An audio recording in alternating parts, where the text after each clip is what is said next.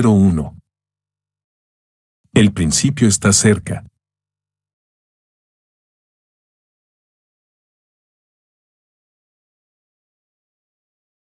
En marzo de 2011, Micah White, redactor de la revista canadiense Busters, me pidió que escribiese una columna sobre la posibilidad de que naciera un movimiento revolucionario en Europa o en Estados Unidos.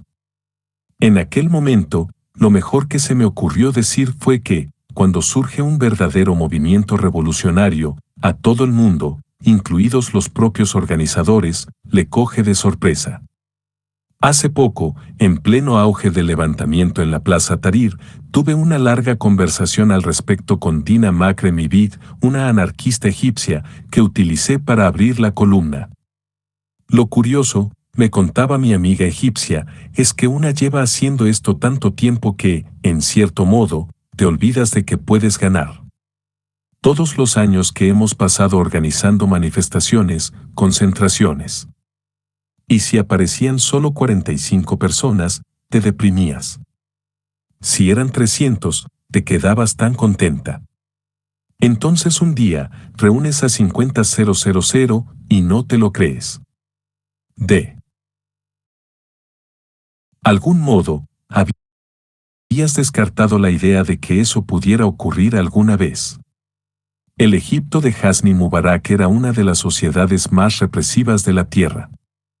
El aparato estatal al completo estaba organizado para garantizar que lo que terminó ocurriendo no ocurriese jamás. Y aún así, pasó. ¿Por qué aquí no iba a ser igual? Para ser sincero, la mayoría de los activistas que conozco siente algo muy similar a lo que le ocurría a mi amiga egipcia. Organizamos buena parte de nuestra vida en torno a la posibilidad de algo que no estamos seguros al 100% de que pueda ocurrir. Pero ocurrió.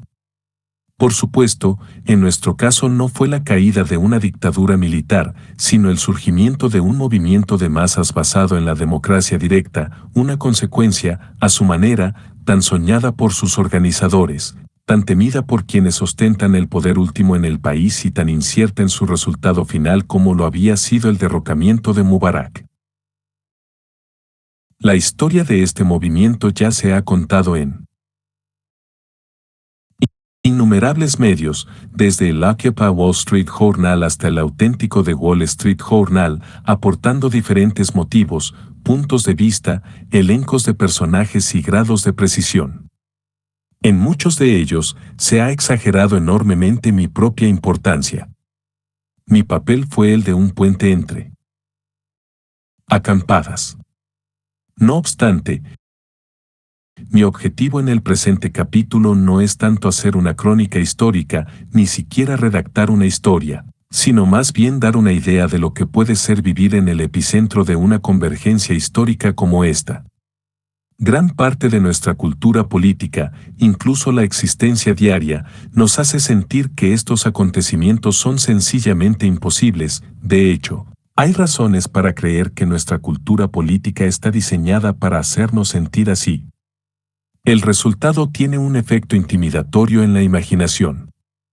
Incluso aquellas personas que, como Dina o yo mismo, hemos organizado buena parte de nuestra vida y de nuestras fantasías y aspiraciones en torno a la posibilidad de que se den esos brotes de la imaginación, nos asombramos cuando de verdad empezó a nacer algo así. Por eso resulta crucial empezar por subrayar que dichos brotes transformadores de la imaginación han ocurrido, están ocurriendo y seguro que van a ocurrir más veces. La experiencia de quienes viven este tipo de acontecimientos es ver cómo se abren de par en par nuestros horizontes, ver cómo nos planteamos que otras cosas que damos por imposibles también ocurren. Tales acontecimientos nos llevan a reconsiderar todo lo que creíamos que sabíamos del pasado. Por eso quienes están en el poder hacen todo lo posible para reprimirlos, para tratar esos brotes de la imaginación como anomalías peculiares, en vez de como el tipo de momentos que dieron origen a todo, incluido su propio poder. Así pues, es importante contar la historia de Occupy, incluso desde el punto de vista de solo un participante más. Únicamente a la luz del sentido de posibilidad que procuró Akjepai cobra sentido todo lo demás que tengo que decir. Asterisco, asterisco, asterisco. Cuando escribí el artículo para Busters, que los redactores titularon En espera de la chispa mágica, vivía en Londres y enseñaba antropología en el College Goldsmiths de la Universidad de Londres, durante el que era mi cuarto año de exilio del mundo académico estadounidense.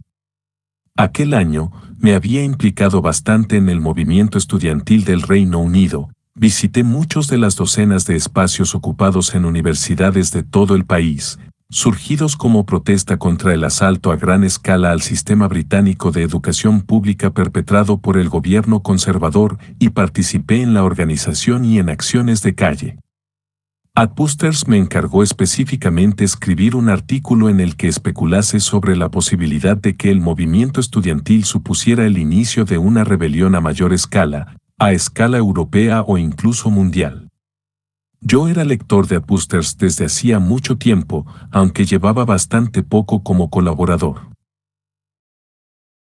Cuando no estaba ocupado con la teoría social, me dedicaba más bien a las acciones de calle.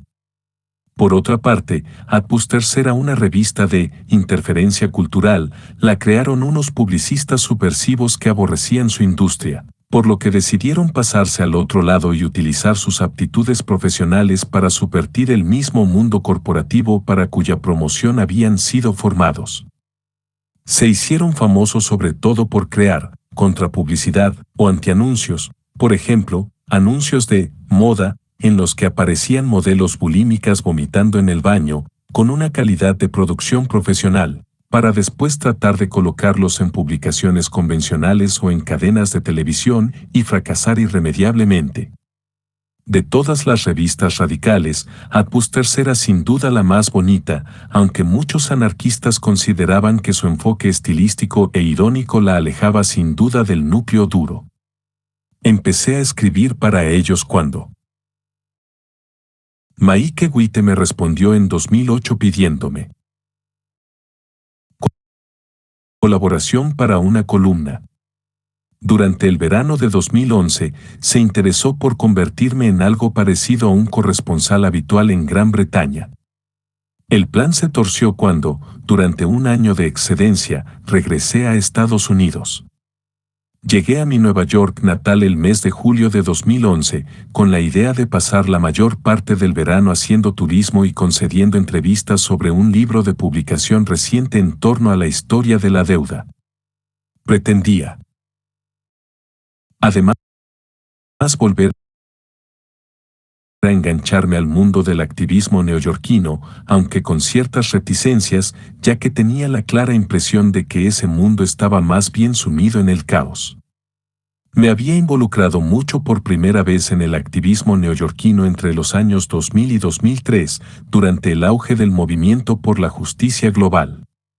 Dicho movimiento, que dio comienzo con la revuelta zapatista en la región mexicana de Chiapas en 1994 y llegó a Estados Unidos con las acciones colectivas que bloquearon las reuniones de la Organización Mundial del Comercio en 1999, fue la última ocasión en la que mis amigos tuvieron la sensación de que podía estar conformándose algún tipo de movimiento revolucionario global.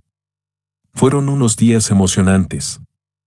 En aquel despertar de Seattle, parecía que todos los días pasaba algo, había una protesta, una acción, una fiesta en el metro organizada por Reclaim the Streets u otros activistas, y 1000 reuniones de planificación distintas. No obstante, las repercusiones del 11 de septiembre nos perjudicaron mucho, aunque pasaran unos años hasta que surtieron pleno efecto. El nivel de violencia arbitraria que la policía estaba dispuesta a emplear contra los activistas se disparó de un modo inimaginable. Por ejemplo, en el año 2009, durante una protesta en la que un puñado de estudiantes desarmados ocupó el tejado de la Universidad New School, la policía neoyorquina respondió, según dicen, con 4 patrullas antiterroristas distintas, entre ellas unos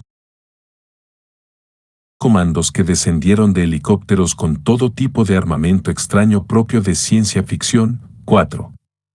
Por su parte, la escala de protestas contra la guerra y contra la Convención Nacional Republicana en Nueva York, irónicamente, debilitaron el mundo reivindicativo, grupos horizontales de corte anarquista, basados en principios de democracia directa, quedaron desplazados en gran medida por enormes coaliciones verticales contra la guerra para las que la acción política consistía principalmente en manifestarse con pancartas.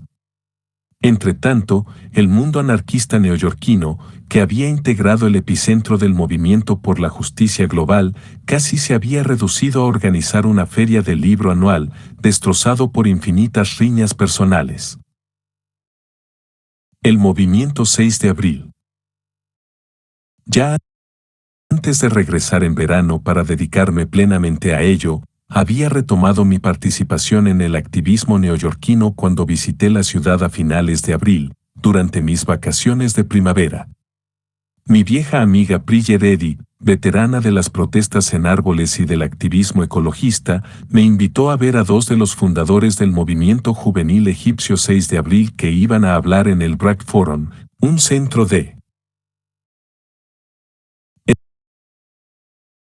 educación radical que solía ofrecer espacios gratuitos para organizar actos. La noticia me emocionó mucho, dado que el 6 de abril había desempeñado un papel clave en la reciente revolución egipcia. Los dos egipcios, que estaban en Nueva York en la gira de presentación de un libro, tenían varias horas libres y decidieron que querían escaparse de sus publicistas y conocer a compañeros activistas. Habían llamado a Moressa Holmes, una cineasta anarquista y radical que estaba trabajando en un documental sobre la revolución egipcia y, al parecer, era la única activista neoyorquina cuyo número de teléfono tenían. Marisa improvisó el acto en el Black Forum con un día de antelación. Al final, fuimos 20 personas quienes nos sentamos en torno a una mesa grande en la biblioteca del Black Forum para escuchar a los dos egipcios. Uno de ellos, Ahmed Mar, joven, calvo y bastante callado, sobre todo por su inseguridad con él. Inglés, parecía ser el fundador del grupo. El otro, Walid Rashid, era grande, colorado, elocuente y divertido, y, a mi parecer, más cercano a portavoz que a estratega. Nos contaron historias sobre todas las veces que los habían detenido y los pequeños dispositivos que usaban para ir por delante de la policía secreta. Nos servimos muchísimo de los taxistas sin ellos saberlo. A ver, en Egipto hay una tradición, los taxistas tienen que hablar. Continuamente. No pueden evitarlo. De hecho, se cuenta que una vez un hombre de negocios cogió un taxi para una carrera larga y, después de media hora, se aburrió de la cháchara interminable del taxista y le pidió que se callara. El taxista detuvo el coche y le exigió que se bajara. ¿Cómo se atreve? Este es mi taxi. Tengo todo el derecho a hablar sin parar. Un día que sabíamos que la policía iba a disolver nuestra asamblea, anunciamos en nuestras páginas de Facebook que nos reuniríamos en la Plaza Tahrir a las 15:00. Sabíamos que nos estaban vigilando, claro. Ese mismo día, todos nos ocupamos de coger un taxi sobre las 9 y decirle al conductor pues he oído que va a haber una asamblea enorme en la Plaza Tahrir a las 2 de la tarde. En pocas horas, sin falta, todo el Cairo lo sabía. Habíamos reunido a miles de personas antes de que se presentara la policía. Asterisco, asterisco, asterisco. Resultaba obvio que el 6 de abril no era en ningún modo un grupo radical. Rashid, por ejemplo, trabajaba para un banco. Por sus inclinaciones, los dos representantes del movimiento eran liberales clásicos, el tipo de persona que, de haber nacido en Estados Unidos, habría apoyado a Barack Obama. Pero aquí estaban, escabullándose de sus escoltas para hablar ante un surtido grupo de anarquistas y marxistas a quienes habían terminado identificando como sus homólogos estadounidenses.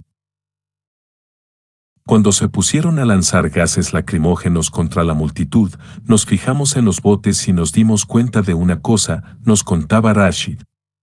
Todo el mundo lo vio, Made in USA. Al igual que, como descubriríamos después, el equipo que usaban para torturarnos cuando nos detenían. Uno no olvida esas cosas.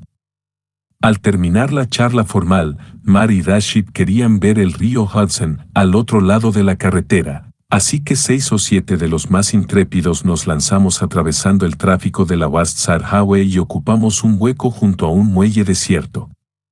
Guardé en una memoria USB unos vídeos que Rashid quería darnos, unos eran egipcios y otros, curiosamente, los había producido el colectivo de estudiantes serbios Otpor.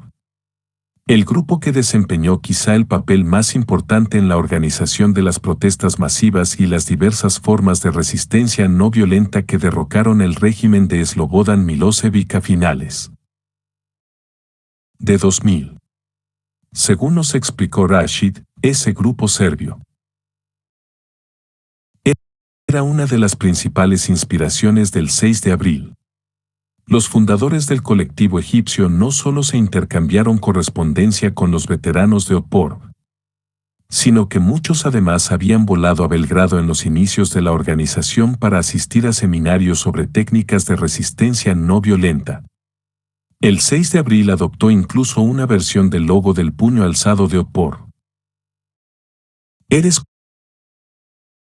consciente de que Otpor lo montó originalmente la CIA?, le pregunté. Rashid se encogió de hombros. Por lo visto, la procedencia del grupo serbio le resultaba en absoluto indiferente. No obstante, los orígenes de Otpor fueron aún más complicados que eso. De hecho, tal y como varios de nosotros nos apresuramos a explicar, las tácticas empleadas, con ayuda de la CIA, por Otpor y por muchos otros grupos situados a la vanguardia de cualquiera de las revoluciones, de colores, del mundo, desde el antiguo imperio soviético hasta los Balcanes, eran las mismas que la CIA había aprendido analizando el movimiento por la justicia global, entre ellas algunas de las tácticas usadas por varias personas reunidas en el río Hudson aquella noche. A los activistas nos es imposible saber con certeza qué piensa la otra parte. Ni siquiera llegamos a saber exactamente quién es la otra parte, quién nos vigila, quién, si es que alguien lo hace, coordina las actividades de seguridad internacional contra nosotros. Pero uno no puede evitar especular, y era complicado no darse cuenta de que en torno a 1999, en el mismo momento en que una red global poco definida de colectivos antiautoritarios comenzaba a movilizarse para bloquear las cumbres de comercio desde Praga hasta Cancún recurriendo a técnicas sorprendentemente eficaces, de democracia directa descentralizada y desobediencia civil no violenta, ciertos elementos del aparato de seguridad estadounidense comenzaban a estudiar el fenómeno y, además, a tratar de analizar si ellos mismos eran capaces de propiciar tales movimientos. Un giro de este tipo tenía sus precedentes. En la década de 1980, la CIA hizo algo similar usando los frutos de la investigación sobre el funcionamiento de las guerrillas realizada por la contrainsurgencia durante los años 60 y 70 para tratar de crear insurgencias como los Contras, en Nicaragua. Al parecer, estaba volviendo a ocurrir algo por el estilo. El gobierno empezó a mandar dinero a fundaciones internacionales que promovían tácticas no violentas y se organizaban grupos como Otpor, con la ayuda de formadores estadounidenses, algunos de ellos veteranos del movimiento antinuclear de los años 70. Es crucial no exagerar la efectividad de esas acciones. La CIA no puede crear un movimiento de la nada. Sus actividades probaron ser eficaces en Serbia y en Georgia, pero fracasaron por completo en Venezuela. No obstante, la auténtica ironía histórica es que fueran esas técnicas, de las que el movimiento por la justicia global fue pionero y que la CIA extendió con éxito entre grupos de todo el mundo que contaban con apoyo estadounidense, las mismas que, a su vez, inspirasen movimientos que derrocaran gobiernos satélite de Estados Unidos. El hecho de que las tácticas de acción directa democrática se hagan incontrolables una vez sueltas por el mundo es sintomático de su poder. US Uncut. Lo más sustancial que saqué personalmente de aquella noche con los egipcios fue conocer a Marisa. 5 años antes, Marisa había estado entre los estudiantes activistas que intentaron de un modo brillante, aunque breve al final, volver a crear el Students for a Democratic Society, SDS, el grupo activista de la década de 1960. La mayoría de los activistas neoyorquinos aún llamaba a los organizadores principales, los niños del SDS. Si bien muchos de ellos estaban por entonces atrapados trabajando 50 o 60 horas semanales para pagar los préstamos por estudios, Marisa, que había pertenecido al SDS de Ohio y luego se mudó a Nueva York, se mantenía muy activa. En realidad, parecía estar metida en casi todo lo destacable que ocurría en el mundo del activismo neoyorquino. Marisa es una de esas personas a las que, casi con seguridad, todos infravaloramos, una mujer menuda, modesta, con tendencia a replegarse sobre sí misma y a casi desaparecer en los actos públicos. Sin embargo, está entre las activistas con más talento que he conocido. Tal y como descubriría más adelante, Marisa tenía una capacidad casi misteriosa para analizar de inmediato una situación y deducir qué ocurría, qué era lo importante y qué había que hacer. Cuando se disolvió la reunión en Petit Comité junto al Hudson, Marisa me comentó que al día siguiente había un encuentro en el restaurante Ers Matters del East Village con US Uncut, un grupo nuevo con el que ella estaba trabajando, inspirado, según me explicó, por la coalición británica UK Uncut, que se creó para organizar la desobediencia civil masiva contra los planes de austeridad del gobierno de los Tories en 2010. Marisa me advirtió de inmediato que el colectivo estaba formado principalmente por liberales y no había muchos anarquistas, aunque de algún modo eso era lo fascinante de aquel grupo. La rama neoyorquina se componía de personas procedentes de entornos muy distintos, gente real, no activistas, como amas de casa de clase media o trabajadores de correos. Pero están todos realmente entusiasmados con el concepto de la acción directa. La idea tenía cierto atractivo. Estando en Londres no había tenido la oportunidad de trabajar con UK Uncut, aunque por supuesto me había cruzado con ellos. La estrategia táctica de UK Uncut era sencilla y brillante. Uno de los grandes escándalos del paquete de austeridad del gobierno conservador de 2010 era que, al tiempo que proclamaban la necesidad de triplicar las tasas a los estudiantes, cerrar centros para jóvenes y recortar los beneficios de pensionistas y personas con discapacidad para compensar lo que ellos calificaban de ingente déficit presupuestario, no mostraban ningún tipo de interés por cobrar incalculables miles de millones de libras esterlinas en impuestos adeudados por algunos de los principales contribuyentes corporativos de sus campañas electorales. De recaudarse, esos ingresos harían completamente innecesaria la mayoría de los recortes. El modo que usó UK Uncut para escenificar el asunto fue decir, muy bien, si vais a cerrarnos escuelas y clínicas porque no queréis cogerles el dinero a bancos como HSBC o a empresas como Vodafone, pues nosotros vamos a dar clases y tratamientos médicos en los vestíbulos de sus edificios. La acción más espectacular de UK Uncut había tenido lugar el 26 de marzo, solo unas semanas antes de mi regreso a Nueva York. Aquel día, después de una marcha obrera por Londres de 500.000 de personas que protestaban contra los recortes, unos 250 activistas ocuparon los viejísimos grandes almacenes Fortnum y Mason. Este comercio es famoso sobre todo por vender el té y las galletas más caros del mundo y, pese a la recesión, el negocio despuntaba, aunque de algún modo sus dueños habían conseguido evitar pagar 40 millones de libras esterlinas en impuestos. En aquel momento, yo colaboraba con otro grupo distinto, Arts Against Cuts, conformado principalmente por mujeres artistas cuya contribución principal el día de la marcha fue proporcionar cientos de bombas de pintura a estudiantes activistas ataviados de negro, con capuchas, pasamontañas y pañuelos. En la jerga activista, iban en bloque negro, 5. En realidad, yo nunca había visto una bomba de pintura antes y, cuando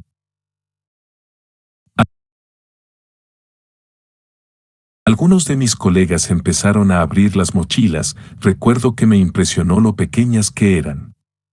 Las bombas de pintura no eran bombas de verdad, sino globitos de agua huevados, poco más grandes que un huevo, que se rellenaban de agua y pintura soluble de diferentes colores, mitad y mitad. Lo bueno era que podían lanzarse como pelotas de béisbol contra prácticamente cualquier objetivo, el escaparate de un negocio reprobable, un Rolls Royce o un Lamborghini que pasaran por allí, un antidisturbios, y provocaban una impresión inmediata y espectacular al salpicar todo el espacio de colores primarios, aunque de tal manera que nunca corríamos ni el más remoto riesgo de provocar daños físicos a nadie. Aquel día, el plan era que los estudiantes y sus aliados se separasen de la marcha obrera a las 3, en pequeños grupos, y se dispersaran por la zona comercial del centro de Londres, bloqueando cruces y decorando las marquesinas de destacados evasores fiscales con bombas de pintura. Pasada una hora más o menos, nos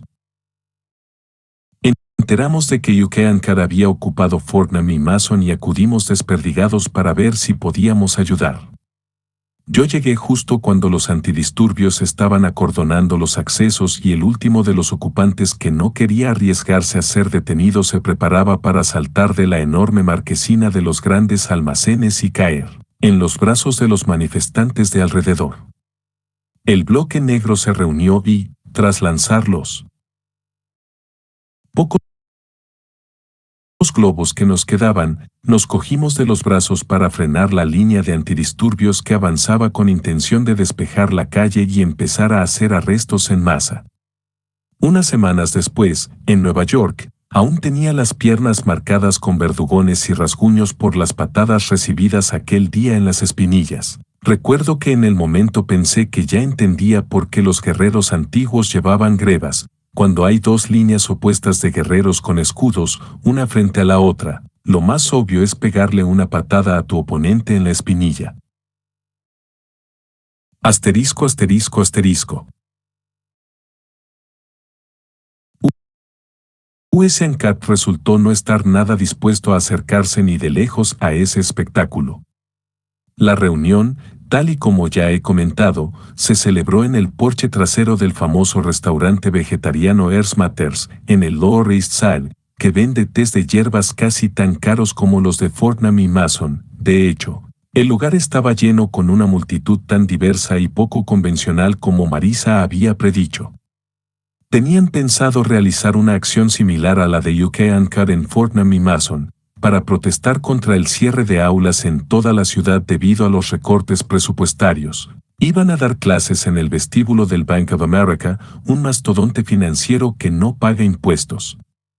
Alguien desempeñaría el papel de profesor y daría en él vestíbulo una clase sobre evasión fiscal de las empresas. Marisa lo grabaría todo para montar un video que iban a colgar en internet. El problema, según explicaron, era que no lograban encontrar a alguien que hiciese de profesor. Yo tenía los billetes para regresar a Londres ese domingo, así que no me entusiasmaba demasiado la perspectiva de un arresto, pero aquello parecía cosa del destino. Tras un momento de duda, me ofrecí voluntario.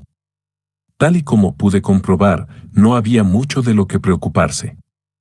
La idea de Cat de una ocupación era montar el tinglado en el vestíbulo del banco, aprovechar la confusión inicial para empezar el seminario participativo, y marcharse en cuanto la policía comenzara a amenazar con detener a gente. Conseguí rescatar del fondo de mi armario algo que se parecía vagamente a una chaqueta de tweed. Me estudié la historia fiscal del Bank of America en la chuleta que íbamos a repartir durante el acto incluí el siguiente cotilleo. En 2009, el Bank of America ganó $4.400 millones, no pagó ni un céntimo en impuestos federales y, sin embargo, obtuvo un crédito tributario de $1.900 millones. No obstante, gastó casi $4 millones en grupos de presión política, dinero que fue a parar directamente a manos de los políticos que redactaron las normas tributarias que posibilitaban todo esto. 6. Y aparecí para entrar en acción, mientras Marisa lo grababa todo para emitirlo de inmediato por internet en streaming. Nuestra ocupación duró unos 15 minutos. Cuando regresé a Nueva York en julio, una de las primeras personas a las que llamé fue a Marisa, que volvió a meterme en una acción de ANCAP, esta vez en Brooklyn, de donde huimos aún más rápido. 16 Beaver Street. Más adelante, ese mismo mes, mi amiga Colleen Asper me convenció para asistir el 31 de julio a un acto organizado por el 16 Beaver Group. 16 Beaver es un espacio de arte llamado así por su ubicación, a una manzana de la Bolsa de Nueva York. Por entonces, yo lo conocía como el tipo de espacio donde artistas seguidores de la teoría autonomista italiana celebraban seminarios sobre Cybermarx, el cine radical indio o la importancia permanente del manifiesto Scum de Valerie Solanas. Colleen me instó a acudir ese domingo si quería hacerme una idea de lo que estaba ocurriendo en Nueva York. Yo acepté, aunque después me olvidé del asunto casi por completo. Había quedado esa mañana con un amigo arqueólogo británico que estaba en la ciudad para dar una conferencia y andábamos embelesados con los emporios del cómic del centro, buscando unos buenos regalos para sus hijos. Sobre las 12:30 recibí un mensaje de texto de Colleen. C. ¿Vas a venir a lo de 16 Beaver? D. ¿Cuándo era? Sí voy. C. Empieza ya pero hasta las 5, si vienes más tarde, todavía estarán hablando. D. Ahora voy. C. Genial. D. ¿De qué iban a hablar? C. Un poco de todo. El objetivo de la reunión era presentar varios movimientos antiausteridad que estaban surgiendo por el mundo, en Grecia, en España y en todas partes, y terminar con un debate abierto sobre cómo crear un movimiento similar aquí. Llegué tarde, así que me perdí los debates sobre Grecia y España, aunque me sorprendió ver tantas caras familiares en la sala. La charla sobre Grecia la había dado una vieja amiga mía, la artista Georgia Sagri, y, cuando entré, un amigo de aún más tiempo atrás, Sabu Koso, estaba en mitad de un discurso sobre movilizaciones antinucleares a raíz del accidente de Fukushima en Japón. El único debate que presencié entero fue la última charla, que versó sobre Nueva York y resultó todo un anticlímax. El conductor fue Doug Sampson, un historiador de arte del Brooklyn College con voz suave que contó la historia de la New Yorkers. Against Budget Cuts Coalition, organización encargada de propiciar una pequeña acampada en la acera frente al ayuntamiento, en el Bajo Manhattan, a la que llamaron Bloombergville por el alcalde, Michael Bloomberg. En ciertos aspectos, fue un relato de frustración.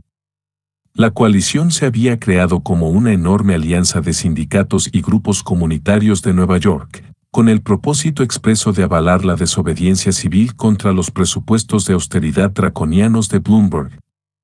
Era algo inusual en sí mismo. Por lo general, los empleados de los sindicatos se oponen a la sola mención de la desobediencia civil o, al menos, cualquier desobediencia civil que no esté totalmente programada y organizada con antelación, por ejemplo, acordar de antemano con la policía cuándo y cómo van a ser arrestados los activistas. En aquella ocasión, sindicatos como la United Federation of Teachers desempeñaron un papel activo en la planificación de la acampada. Inspirados, en parte, por el éxito de protestas similares. Con acampadas en el Cairo, Atenas o Barcelona, después, sin embargo, cambiaron de opinión y se retiraron cuando la acampada estaba montada de verdad. De cualquier forma, 40 o 50 activistas entregados a la causa, socialistas y anarquistas en su mayoría, resistieron durante casi 4 semanas, desde mediados de junio hasta principios de julio. Siendo un grupo tan pequeño y sin atención mediática real ni aliados políticos, desafiar las leyes no era una opción, dado que terminarían todos arrestados de inmediato y nadie se enteraría nunca. No obstante, tenían como ventaja una normativa poco clara de la ley de Nueva York por la que no era ilegal dormir en la acera como forma de protesta política, siempre que se dejara una vía abierta al tráfico y no se levantase nada que pudiera calificarse de estructura, por ejemplo, un cobertizo o una tienda. Por supuesto, sin tiendas de campaña ni ningún tipo de estructura, era difícil describir el resultado como una acampada de verdad. Los organizadores habían hecho todo lo posible por mediar con la policía, pero no estaban en una posición especialmente fuerte como para negociar. Terminaron echándolos cada vez más lejos del ayuntamiento hasta que los dispersaron por completo. La verdadera razón de que la coalición se fragmentase tan rápido, según Sinsen, fue de índole política. Los sindicatos y la mayoría de los grupos comunitarios trabajaban con aliados en el Consejo Municipal que estaban afanados en negociar un compromiso presupuestario con el alcalde. Pronto se hizo evidente que había dos posturas. Los moderados, dispuestos a aceptar la necesidad de hacer algunos recortes con la convicción de que eso los colocaría en una mejor posición negociadora para limitar los daños, y los radicales, la acampada Bloomberg-Ville, que rechazaban la necesidad de cualquier recorte, aclaró Sinsen. En cuanto se vislumbró un acuerdo, todo el apoyo a la desobediencia civil, incluso en sus formas más moderadas, desapareció. 3 horas después, Sabu, Georgia, Kalin, un par de estudiantes organizadores de Bloomberg-Ville y yo estábamos dando buena cuenta de nuestras cervezas a unas manzanas de allí, tratando de debatir qué pensábamos de todo aquello. Fue un placer sobre todo volver a ver a Georgia. La última vez habíamos coincidido en Exargia, un barrio de Atenas lleno de centros sociales ocupados, parques ocupados y cafés anarquistas donde pasamos una noche muy larga vaciando vasos de ouzo en bares, mientras discutíamos las implicaciones radicales de la teoría del agape de Platón o del amor universal, en conversaciones que se veían interrumpidas a cada tanto por batallones de antidisturbios que pasaron la noche recorriendo la zona para asegurarse de que nadie estuviese cómodo. Kalin nos explicó que aquello era típico de Exargia. Contó que, a veces, sobre todo si alguna gente había resultado herido hacía poco en una confrontación con manifestantes, la policía elegía una cafetería, apaleaba a todo el que estaba a la vista y destrozaba las máquinas de café. De vuelta en Nueva York, la conversación no tardó mucho en desviarse hacia que era necesario para sacar al activismo neoyorquino de su letargo. Lo que más me ha impactado de la charla sobre Bloomberg-Ville, empecé, ha sido cuando el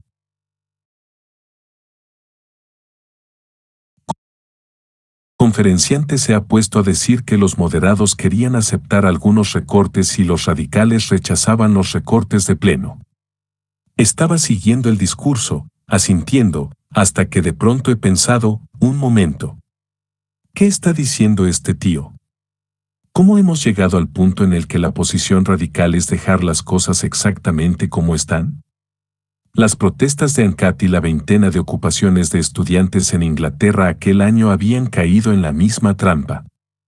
Sin duda, eran bastante militantes, los estudiantes habían arrasado con las oficinas centrales de los Tories y tendieron una emboscada a miembros de la familia real.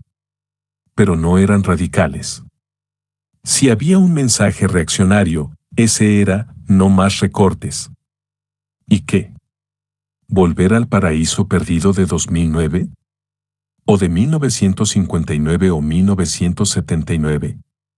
Para ser totalmente sincero, continué, me resulta un poco inquietante ver un puñado de anarquistas enmascarados a las puertas de un Top Shop, lanzando bombas de pintura por encima de una línea de antidisturbios y gritando, «Pagad vuestros impuestos». Aunque, claro, yo había sido uno de esos radicales con bombas de pintura.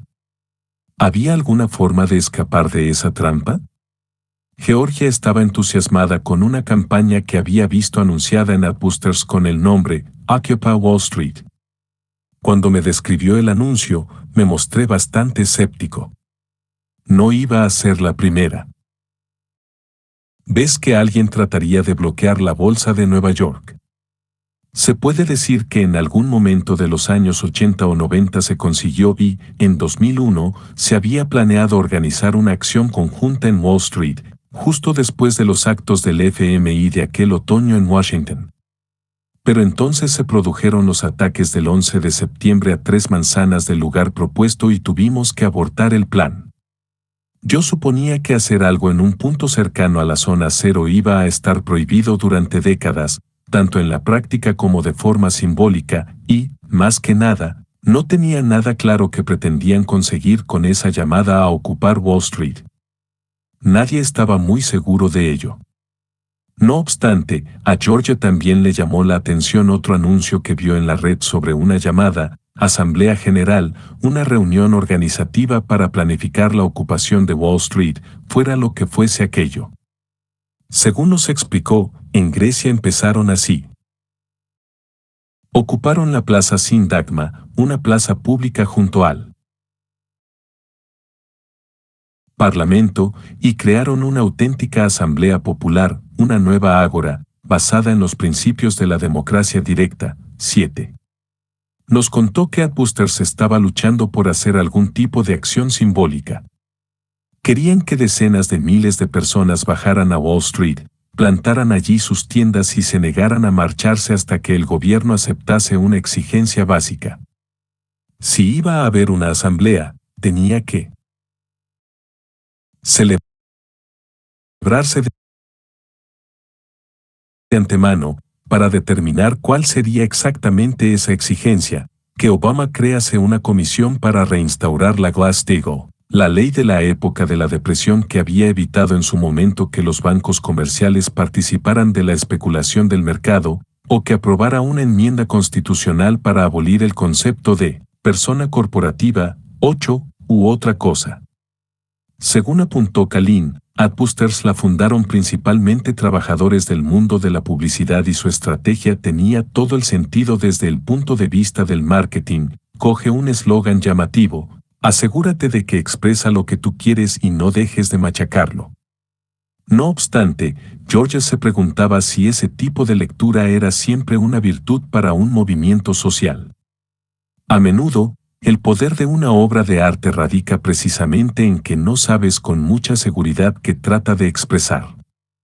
¿Qué hay de malo en dejar pensando a la otra parte? Especialmente, cuando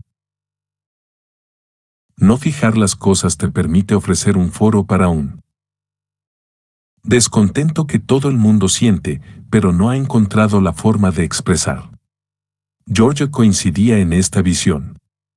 ¿Por qué no hacer de la asamblea el mensaje, como un foro de debate para que la gente hablase sobre los problemas y planteara soluciones fuera del marco del sistema existente? O bien para hablar sobre la creación de un sistema completamente nuevo. La asamblea podría ser un modelo que se extendiera hasta que hubiese una asamblea en todos los barrios de Nueva York, en todas las manzanas, en todos los lugares de trabajo. Este había sido también el sueño último del movimiento por la justicia global. En su momento, lo llamamos contaminacionismo. En la medida en que éramos un colectivo revolucionario, como oposición a un mero grupo de solidaridad en apoyo a movimientos revolucionarios del extranjero, nuestra visión global se basaba en una suerte de fe en que la democracia era contagiosa, o, al menos, el tipo de democracia directa sin líderes que habíamos desarrollado con tanto cuidado y esfuerzo. Cuando la gente quedó expuesta a ella, observando a un grupo de personas que se escuchaban de verdad unas a otras y llegaban a una decisión inteligente de forma colectiva sin ninguna clase de imposición, No digamos ya cuando eso lo hacían miles de personas en uno de los masivos consejos de portavoces que celebrábamos antes de las acciones más importantes, empezó a cambiar su percepción de lo que era políticamente posible. En mí tuvo ese efecto, desde luego. Nuestra expectativa era que las prácticas democráticas se extendieran y, de forma inevitable, se adaptasen a las necesidades de las organizaciones locales. Nunca se nos ocurrió pensar que, por ejemplo, un grupo nacionalista puertorriqueño de Nueva York y un colectivo ciclista vegano de San Francisco fuesen a ejercer la democracia directa de la misma manera. En gran medida, eso fue lo que ocurrió. Tuvimos un éxito enorme en la transformación de la cultura activista en sí. Después del movimiento por la justicia global, los días de comités directivos y similares habían llegado a su fin. Prácticamente toda la comunidad activista terminó coincidiendo en la idea de la política prefigurativa, esto es, que la forma organizativa adoptada por un grupo activista ha de encarnar el tipo de sociedad que se desea crear. El problema era sacar esas ideas del gueto del activismo y llevarlas ante el gran público, ante personas que no estaban aún implicadas en ningún tipo de campaña política de base. Los medios de comunicación no servían de ayuda ninguna, se podría analizar todo un año de cobertura mediática y terminar sin saber que el movimiento promulgaba la democracia directa.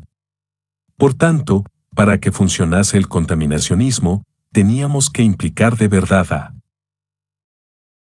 la gente. Y eso resultó ser increíblemente difícil.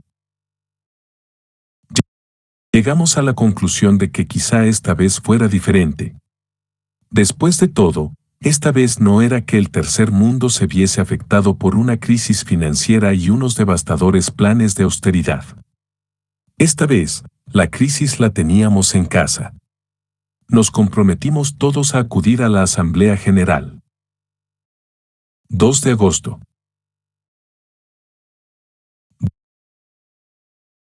Bowling Green es un parquecillo situado a 2 manzanas de la Bolsa, en el extremo sur de Manhattan. Se llama así porque, en el siglo XVII, los colonos holandeses lo utilizaban para jugar a los bolos. Ahora, es un césped vallado, con un espacio empedrado bastante amplio al norte y una mediana para el tráfico, a su vez, al norte del césped, dominada por una escultura enorme en bronce de un toro que pisa la tierra con fuerza. Imagen con un entusiasmo apenas contenido y potencialmente mortal que los vecinos de Wall Street parecen haber adoptado como símbolo de los espíritus animales, en palabras de John Maynard Keynes, que mueven el sistema capitalista. Por lo general, es un parque tranquilo, salpicado de turistas extranjeros y vendedores ambulantes que ofrecen réplicas del toro de 15 centímetros.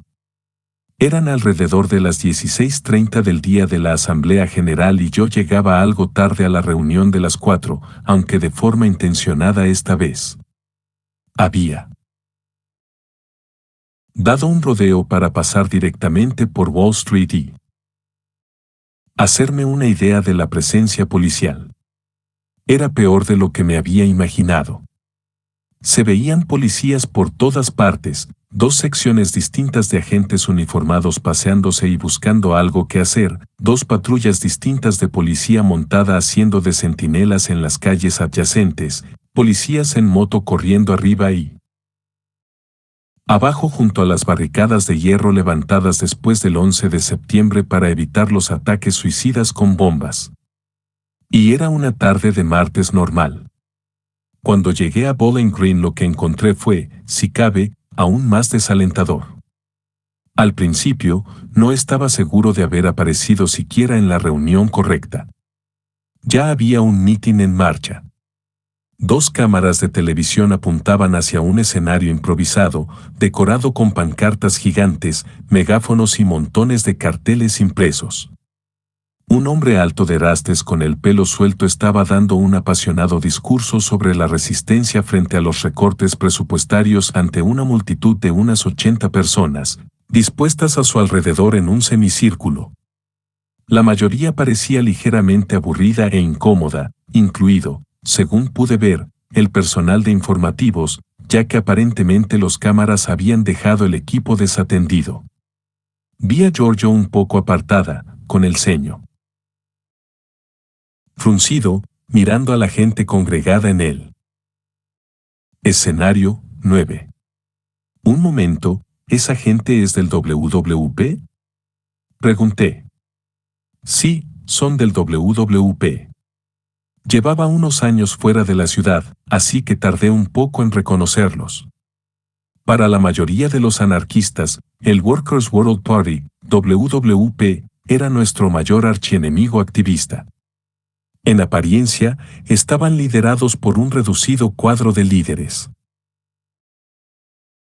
principalmente blancos que en los actos públicos se dejaban ver siempre paseando con toda discreción tras una serie de hombres de paja afroamericanos y latinos, y eran famosos por seguir una estrategia política directamente sacada de la década de 1930, la creación de grandes coaliciones tipo Frente Popular, como el International Action Center, LAC, o ANSWER, acrónimo de Act Now to Stop War and End Racism, compuestas por docenas de grupos que aparecían a miles para manifestarse con carteles ya preimpresos.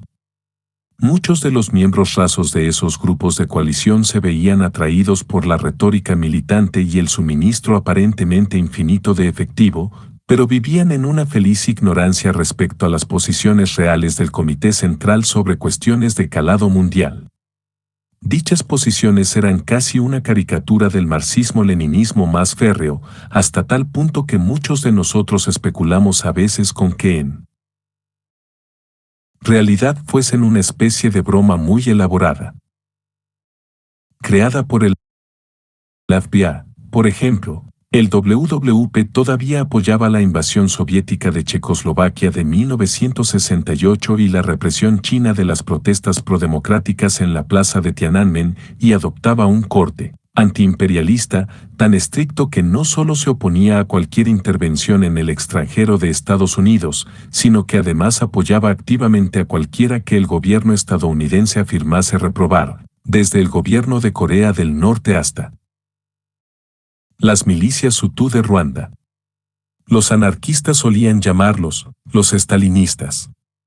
Tratar de colaborar con ellos era impensable, no tenían interés ninguno en trabajar con ninguna coalición que no controlasen por completo. Aquello era un desastre. ¿Cómo había terminado el WWP haciéndose con el control de la reunión? Georgia no estaba segura, pero los dos sabíamos que mientras ellos estuviesen a cargo, no había ninguna posibilidad de que se celebrase una asamblea real. De hecho, cuando le pregunté a un par de espectadores qué estaba pasando, me confirmaron que el plan era hacer un meeting, después una breve sesión de micrófono abierto y a continuación una marcha hasta Wall Street, donde los líderes presentarían una larga lista de exigencias previamente fijadas. Para unos activistas dedicados a construir políticas directamente democráticas, horizontales, como nos gusta denominarnos, la reacción normal a este tipo de cosas es la desesperación y esa fue, claro, mi primera respuesta. Acceder a un meeting de este tipo es como meterse en una trampa. El orden del día está ya fijado, pero no queda claro por quién. De hecho, a menudo es complicado saber incluso cuál es ese orden del día hasta momentos antes de que comience el acto, cuando un tipo lo anuncia por un megáfono. Solo ver el escenario y los montones de carteles ya impresos y oír la palabra marcha me trajo a la memoria recuerdos de 1000 tardes aleatorias pasadas marchando en pelotones como una suerte de ejército impotente, por una ruta acordada de antemano, con manifestantes voluntarios que hacían de enlace con la policía para dirigirnos a todos hasta rediles de protesta entre vallas de acero. Actos en los que no había espacio para la espontaneidad, la creatividad, la improvisación, en los que, de hecho, todo parecía diseñado para imposibilitar la autoorganización o la expresión auténtica. Incluso los cánticos y las consignas venían dados desde arriba. Identifiqué un grupo con lo que parecía ser el núcleo líder del WWP. Se distinguen porque son casi todos blancos de mediana edad que rondan por fuera del escenario. Quienes aparecen en el escenario en sí son siempre personas de color. Uno, un tipo sorprendentemente grande, se apartaba de cuando en cuando para pasearse entre los asistentes. Al pasar por mi lado, le espeté: «Oye, lo mismo no deberíais anunciar una asamblea general si no vais a celebrar nada de eso».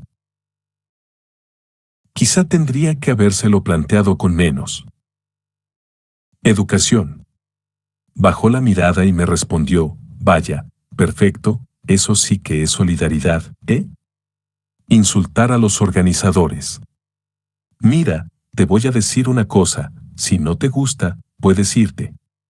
Nos quedamos mirándonos con gesto desagradable durante un momento y después se alejó. Pensé en marcharme, pero me di cuenta de que nadie más parecía especialmente contento con lo que estaba pasando. Por decirlo en jerga activista, aquello no era en realidad un grupo de verticales, es decir, el tipo de personas a quienes les gusta de verdad manifestarse con carteles prefijados y oír a portavoces del comité central de algún colectivo. La mayoría parecían horizontales, gente que simpatizaba más con los principios organizativos anarquistas y con formas de democracia directa no jerárquicas.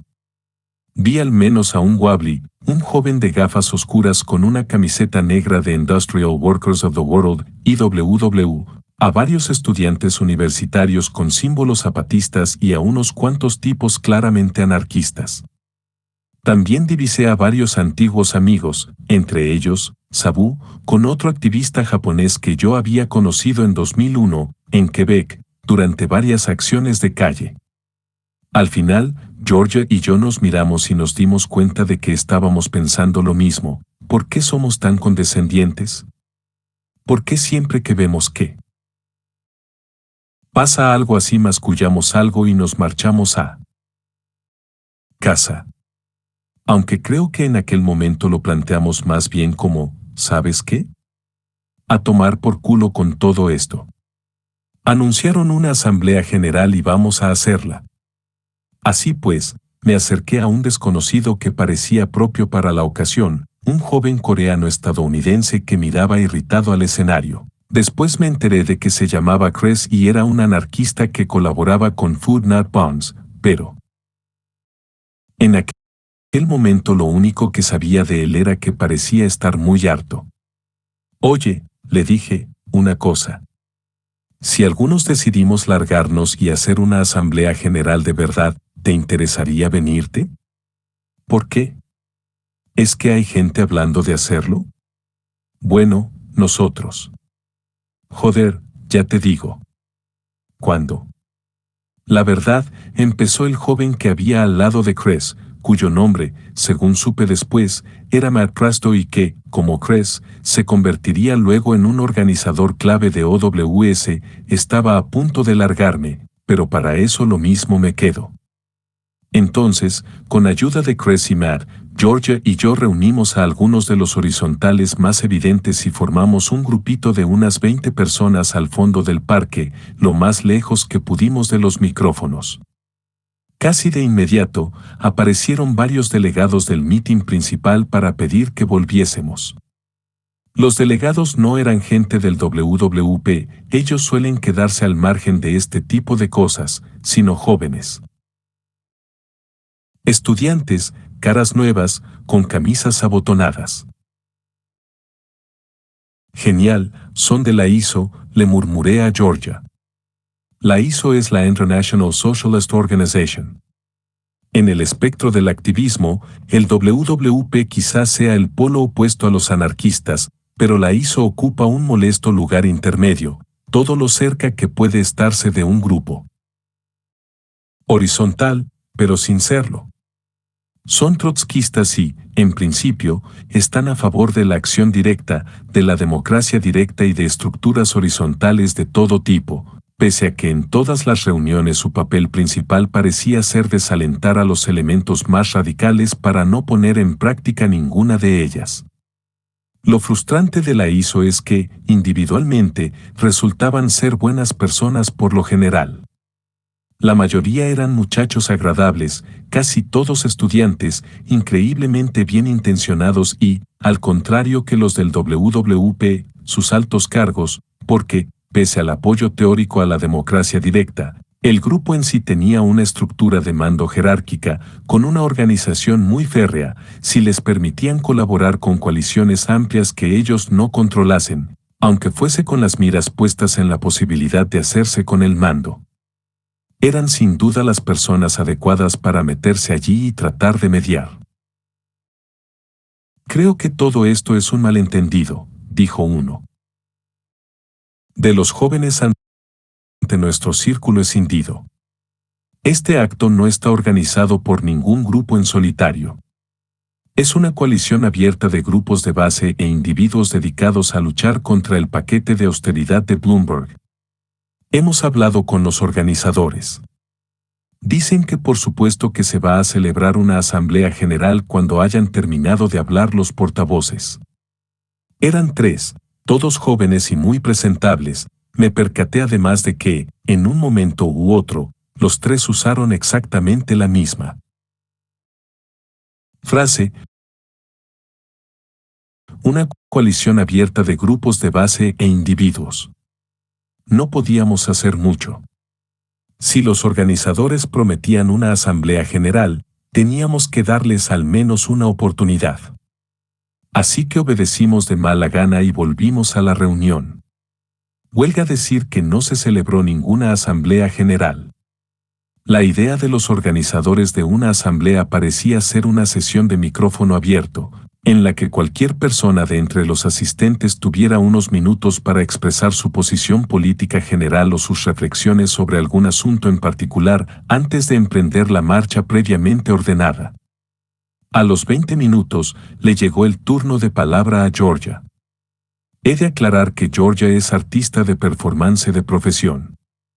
Como tal, siempre se ha preocupado por cultivar una imagen pública concreta y moldeada con precisión, la de una mujer loca, básicamente.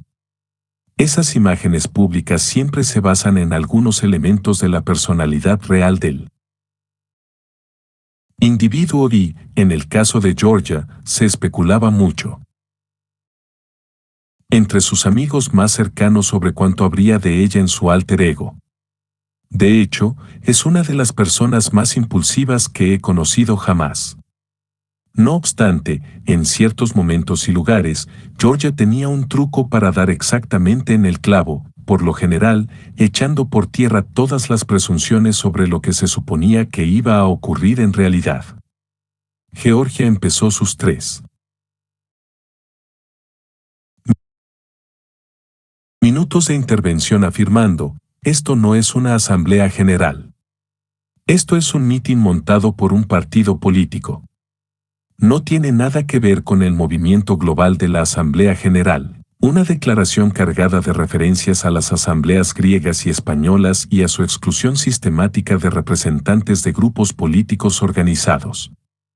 Para ser sincero, yo no me enteré de nada porque estaba intentando localizar a otros posibles miembros de la resistencia y convencerles de unirse a nosotros una vez que decidimos desertar de nuevo. No obstante, al igual que las demás personas presentes allí ese día, recuerdo el momento de apogeo, cuando el turno de Giorgio hubo terminado y se enfrascó en una especie de intercambio acalorado con una mujer afroamericana, una de las portavoces del WWP, que empezó a responder de forma espontánea. Bueno, creo que la intervención anterior ha sido profundamente irrespetuosa, poco más que un intento consciente de reventar la reunión. Esto no es una reunión. Es un meeting. Ejem. Creo que la intervención anterior ha sido profundamente irrespetuosa. Se puede estar en desacuerdo con alguien, claro, pero al menos, me gustaría que nos tratásemos con 2 cosas, con respeto y con solidaridad. Lo que ha hecho la anterior persona, un momento, ¿estás diciendo que secuestrar una reunión no es violar el respeto y la solidaridad?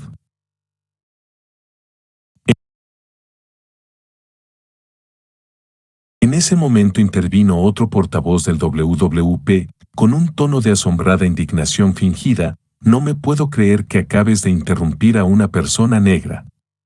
¿Y por qué no iba a hacerlo? Yo también soy negra, respondió Georgia. Es pertinente señalar aquí que Georgia es rubia. La reacción a aquello podría describirse como un ahín generalizado. ¿Qué tú eres qué? Pues lo que he dicho. Que soy negra.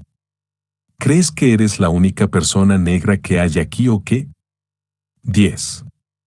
El desconcierto resultante le reportó suficiente tiempo a Georgia para anunciar que estábamos montando de nuevo la Asamblea General Real y que nos íbamos a reunir en la puerta de acceso al césped 15 minutos después. En aquel momento, la echaron del escenario. Hubo insultos y vituperaciones. Después de una media hora de drama, volvimos a crear el círculo al otro lado de Bowling Green y, en aquella ocasión, casi todo el mundo que quedaba abandonó el meeting para unirse a nosotros. Nos dimos cuenta de que habíamos congregado a una multitud casi por completo horizontal. No solo había guablis y solidarios con la causa zapatista, sino también algunos españoles que habían estado entre los indignados de Madrid, un par de anarquistas insurreccionalistas que habían participado en las ocupaciones de Berkeley unos años antes, unos cuantos espectadores perplejos que habían acudido a ver el meeting, quizá 4 o 5, y el mismo número de WWP, nadie del Comité Central, que aparecieron de mala gana para supervisar nuestras actividades. Un joven llamado Willie Osterwald, que había pasado algún tiempo de ocupa en Barcelona, se ofreció a moderar. No tardamos en concluir que no teníamos ni idea de lo que íbamos a hacer. Adbusters ya había anunciado una fecha para la acción, el 17 de septiembre, y eso era un problema por dos motivos. 1, porque solo quedaban 6 semanas. Había llevado más de un año organizar los bloqueos y las acciones directas que provocaron la suspensión de las reuniones de la OMC en Seattle en noviembre de 1999. Adbusters parecía pensar que, de alguna manera, íbamos a ser capaces de reunir a 20,000 personas para acampar con tiendas en mitad de Wall Street, pero incluso suponiendo que la policía lo permitiese, algo que no iba a ocurrir, cualquiera con experiencia en organización práctica sabía que no se puede congregar a un número así en cuestión de semanas.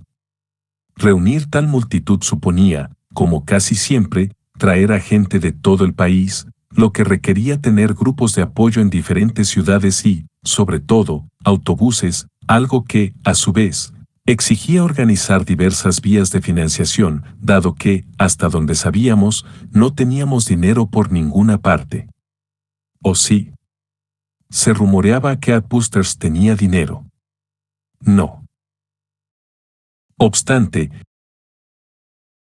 ninguno de nosotros sabía siquiera si Adbusters estaba implicada directamente.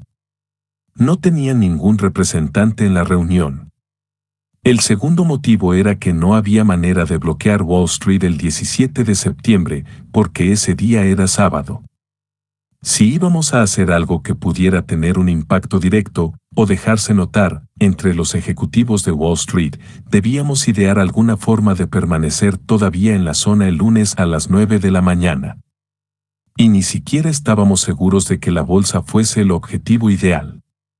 Logísticamente, y quizás simbólicamente, podríamos tener más suerte con la Reserva Federal o con las oficinas de Standard & Poor's, a solo unas manzanas de allí.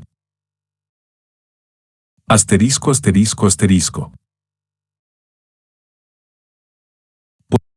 Por el momento, decidimos posponer ese problema, además de la cuestión de las exigencias, para, en vez de eso, formar grupos de trabajo. Se trata de una práctica horizontal estándar, todo el mundo propone ideas para grupos de trabajo, se elabora una lista, en este caso, solo hubo 4, participación, comunicaciones /internet, acción y procedimiento / moderación, y el colectivo se divide entonces en círculos más pequeños para hacer lluvias de ideas. Antes de eso, se acuerda una nueva reunión para una hora después, por ejemplo, en la que un portavoz de cada grupo de trabajo presentará un informe sobre el debate y cualquier decisión que se haya adoptado de forma colectiva. Yo me uní al grupo de procedimiento que, como era de esperar, estaba compuesto sobre todo por anarquistas decididos a garantizar que el grupo fuera modélico.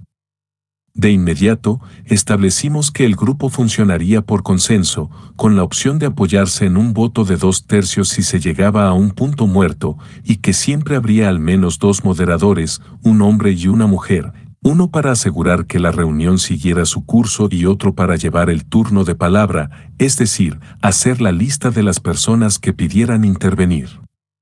Hablamos sobre las señales con las manos y las votaciones no vinculantes o tomas de temperatura. 11. Para cuando volvimos a reunimos ya era de noche. La mayoría de los grupos de trabajo solo había llegado a decisiones provisionales. El grupo de acción había barajado varios escenarios posibles, pero su decisión principal fue volver a reunirse más adelante esa semana para hacer un recorrido a pie por la zona. El grupo de comunicaciones acordó crear una lista de correo y reunirse para organizar una página web. El primer punto en su orden del día era intentar averiguar si ya existía algo similar, por ejemplo, quien había creado ya la cuenta de Twitter _Occupy Wall Street, dado que no parecía estar en la reunión, y cuál era la implicación, si la había, de Adbusters o que habían hecho ya.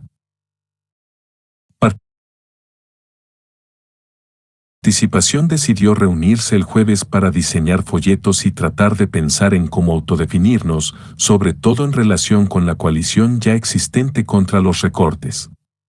Varias de las personas del grupo de participación, entre ellas, mi amigo Justin, al que conocí en la ciudad de Quebec, trabajaban como organizadores sindicales y estaban bastante seguros de que podrían promover el interés entre los sindicalistas. Todos decidimos celebrar otra asamblea general, con suerte mucho más numerosa, en el Irish Hunger Memorial, cerca de allí, el martes siguiente a las 19:30. Pese a la naturaleza provisional de todas nuestras decisiones, dado que no teníamos seguridad de estar construyendo algo sobre acciones previas o algo nuevo desde cero, el ambiente en el grupo era de euforia casi total. Sentíamos que habíamos sido testigos de una auténtica victoria para las fuerzas de la democracia, en la que las formas ya agotadas de organización habían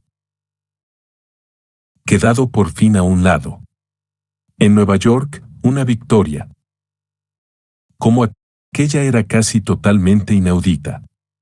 Nadie sabía con seguridad lo que resultaría de ello, pero al menos, por el momento, casi todos estábamos encantados con la perspectiva de averiguarlo. Para cuando nos marchamos a casa eran ya alrededor de las 11. Lo primero que hice fue llamar a Marisa. No te vas a creer lo que acaba de pasar. Tienes que participar en esto, le dije. El 99% de David Kreber, david@anarchisms.org, david@anarchisms.org. Asunto: hola, duda rápida. Fecha: 3 de agosto, 2011, 12 horas 46 minutos y 29 segundos. Para Maike, maike@adbusters.org, maike@adbusters.org. Hola, Maike, acabo de tener un día rarísimo. Unas 80 personas se reunieron cerca de la escultura grande del toro al lado de Bowling Green a las 16:30 porque habíamos oído que iba a haber una asamblea general para preparar la acción del 27 de septiembre convocada por vosotros. Aparecimos por allí y descubrimos que no había asamblea ninguna, que estaba el Workers' World Party con portavoces y un micrófono y pancartas haciendo un meeting, y después iba a haber un rato de intervenciones abiertas y una marcha. Normalmente, la gente acoge algo así con resignación cínica, pero esta vez, algunos de nosotros, pues decidimos mandarlo todo al carajo, reunimos a los horizontales, que resultaron ser el 85% de la gente, desertamos, celebramos una reunión general, creamos una estructura y un procedimiento, grupos de trabajo, y nos metimos en una organización de verdad. Fue como una especie de milagro y nos marchamos de allí de lo más felices para variar. De todas maneras, surgió una duda, en realidad. ¿Qué tiene que ver AdBoosters con todo esto? ¿Va a ofrecer algún tipo de recursos? ¿O solo hizo la convocatoria? Quedé en averiguarlo. David. Envié el mensaje antes de acostarme esa noche. A la mañana siguiente tenía la siguiente respuesta. ¿Qué pasa, David? Gracias por el informe sobre lo que ocurrió. Me alegro de que estuvieras allí para tirar del tema. Las cosas están así. En AdBoosters llevamos un par de meses dándole vueltas a la idea de ocupar Wall Street.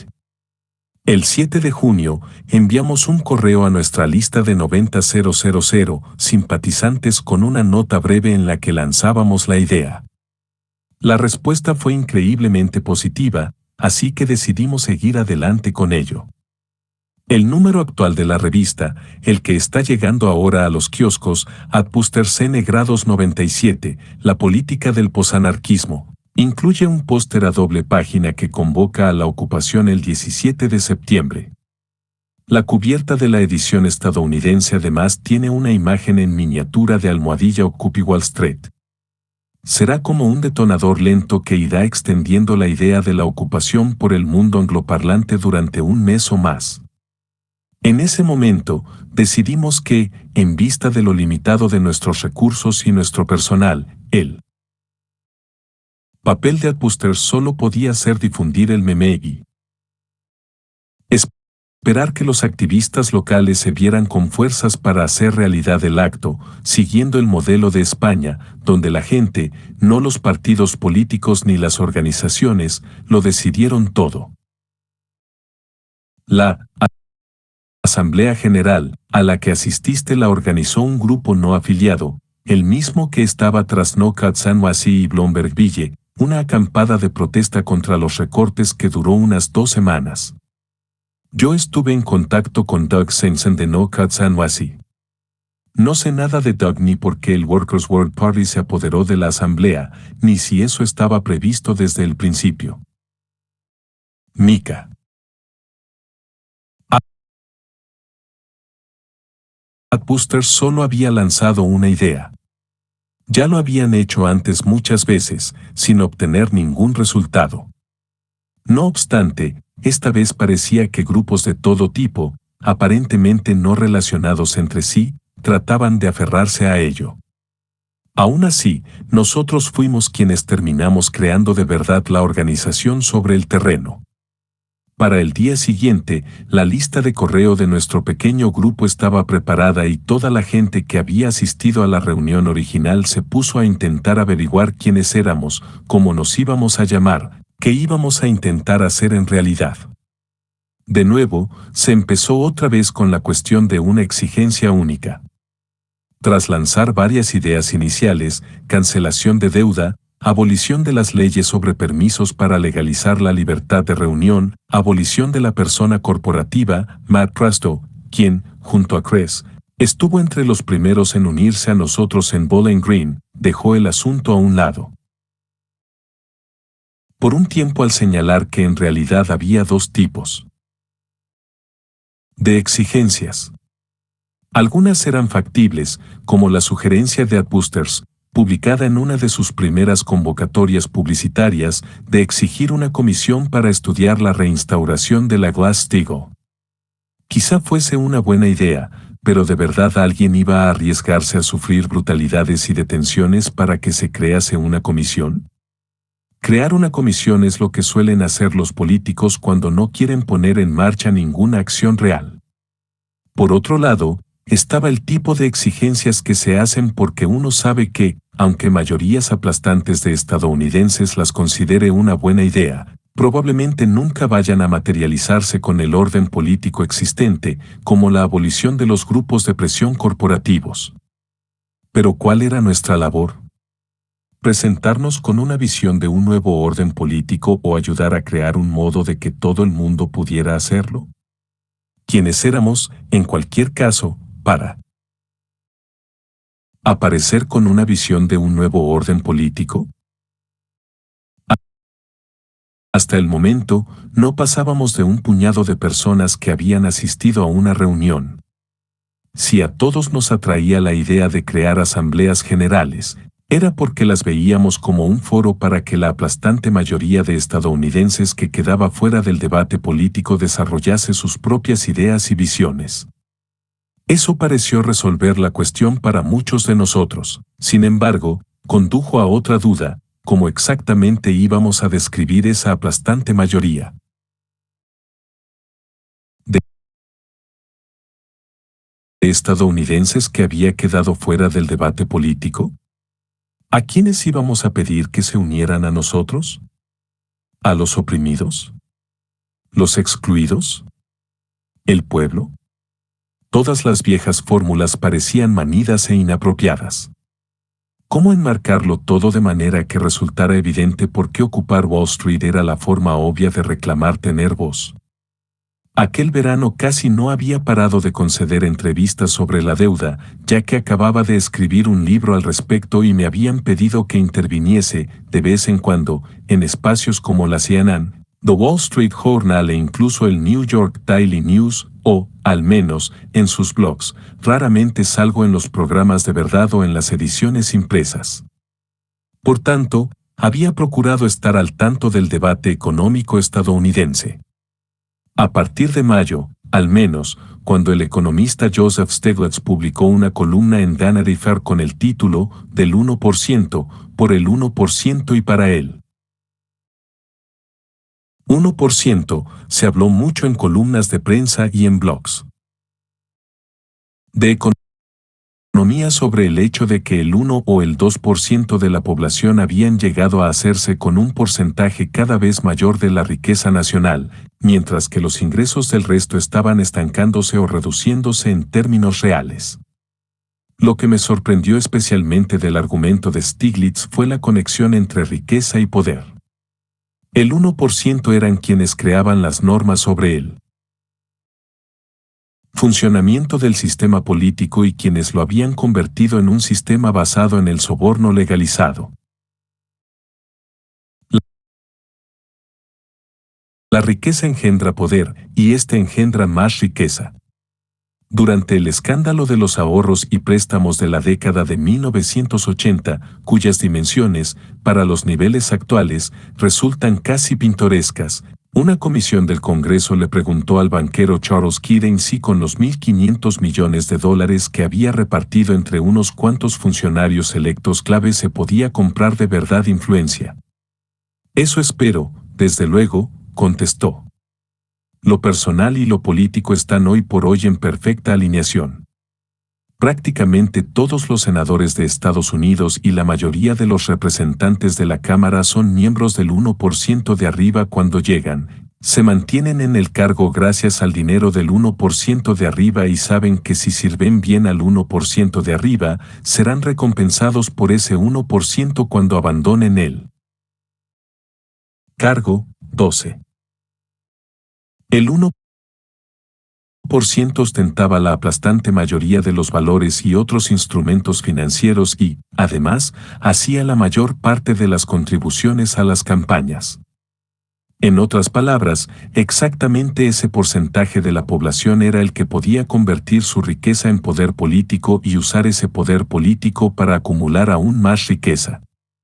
También me llamó la atención que, dado que ese 1% era efectivamente lo que nosotros llamábamos Wall Street, ahí teníamos la solución perfecta para nuestro problema, quienes eran las voces excluidas y apartadas del sistema político y por qué las estábamos convocando al distrito financiero de Manhattan y no, pongamos, a Washington, D.C. Si Wall Street representaba el 1%, nosotros éramos todos los demás. David Greber, david@anarchisms.org, david@anarchisms.org. Asunto, debate 17 de septiembre, 17 de septiembre, una exigencia única para la ocupación. Fecha, 4 de agosto, 2011, 16 horas 25 minutos y 38 segundos para september17@googlegroups.com. september17@googlegroups.com. ¿Qué os parece el movimiento del 99%?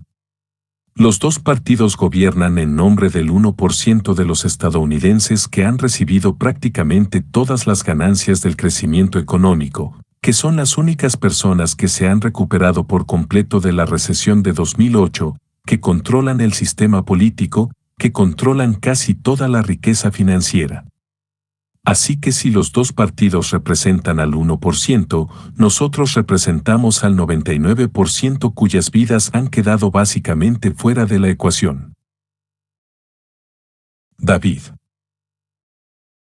Para el día siguiente, el viernes, 5 de agosto, habíamos programado la reunión de participación en las oficinas de Writers Guild, en el centro, donde trabajaba mi viejo amigo Justin Molino. A todo el mundo parecía gustarle la idea del 99%, aunque había ciertas dudas. Alguien comentó que ya se había intentado lanzar una campaña con el eslogan, el otro 98%.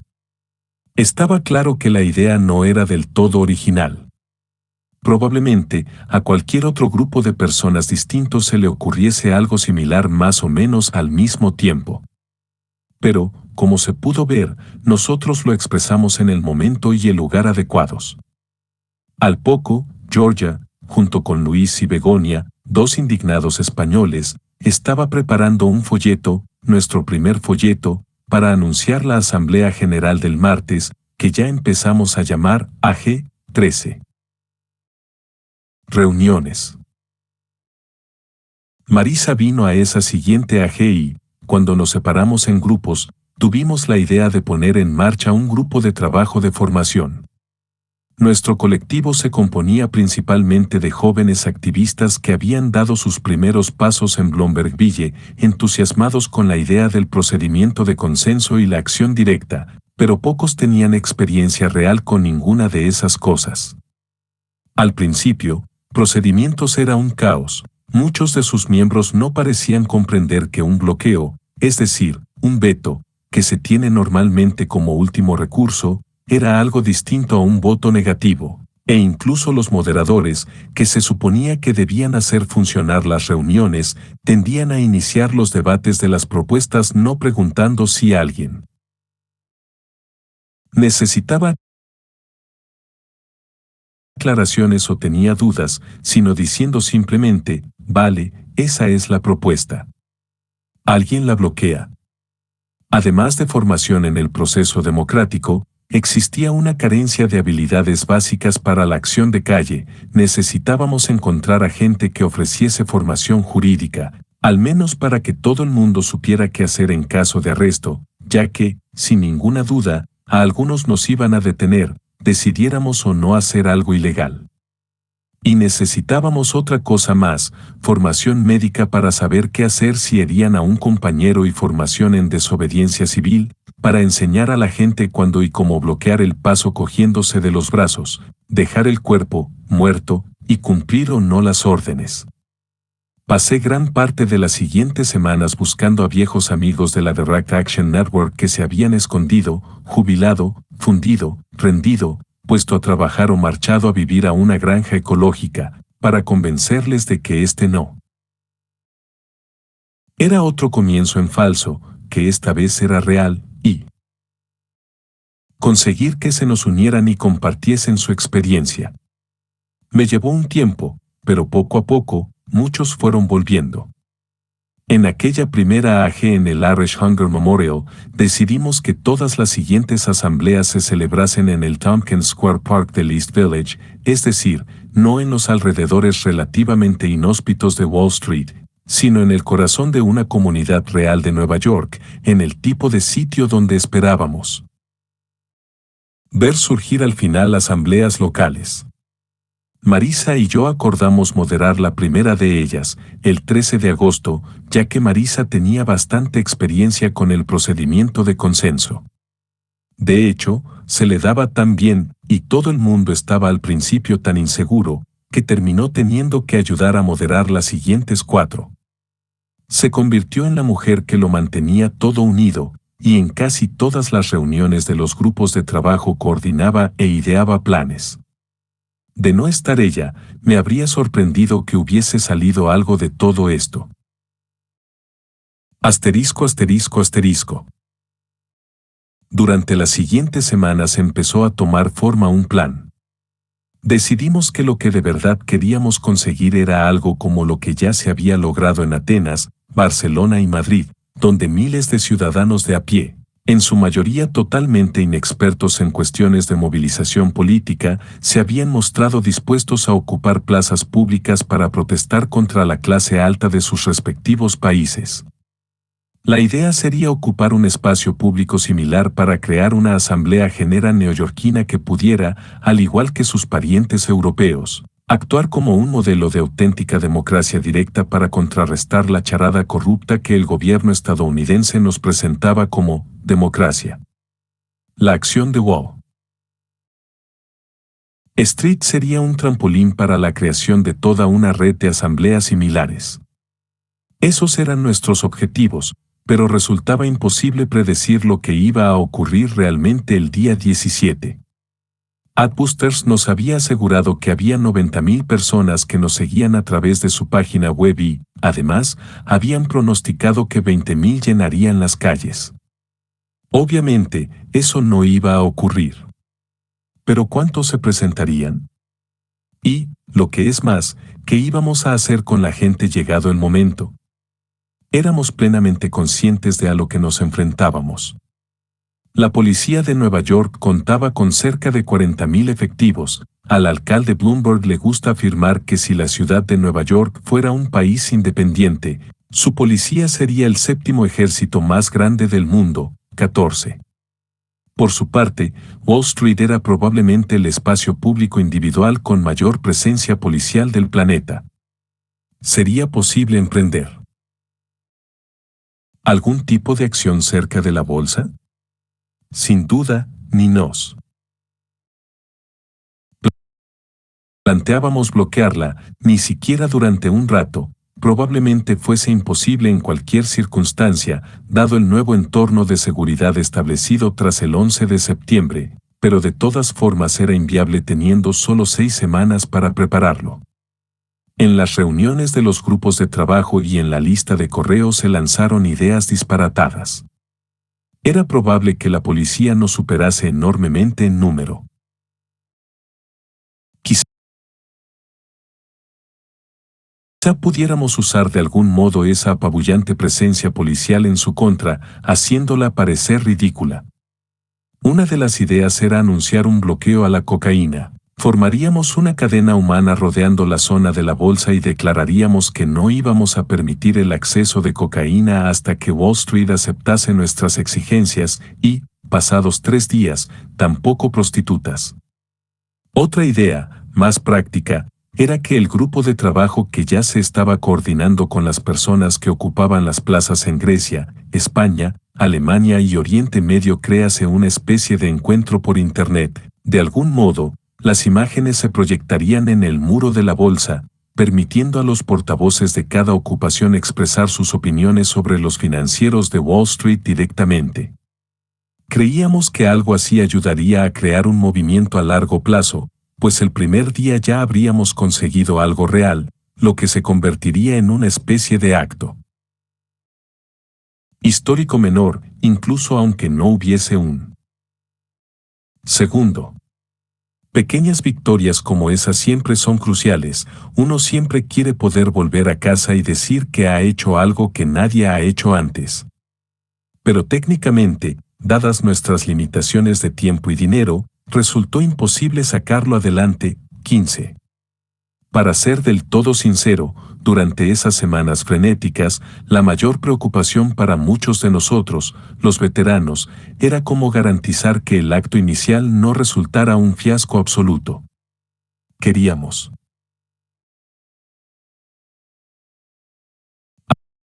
asegurarnos de que todos esos jóvenes entusiastas que iban a participar en una gran acción por primera vez no terminaran golpeados, arrestados y traumatizados psicológicamente de manera inmediata, mientras los medios de comunicación, como casi siempre, miraban hacia otro lado.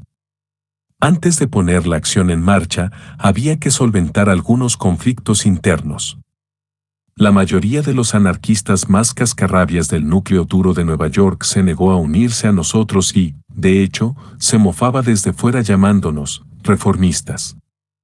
Otros anarquistas, con minúsculas, más abiertos, como yo mismo, dedicamos buena parte de nuestro tiempo a intentar asegurarnos de que los verticales que quedaban no establecieran nada que pudiera convertirse en una estructura formal de liderazgo que, según experiencias pasadas, habría garantizado el fracaso.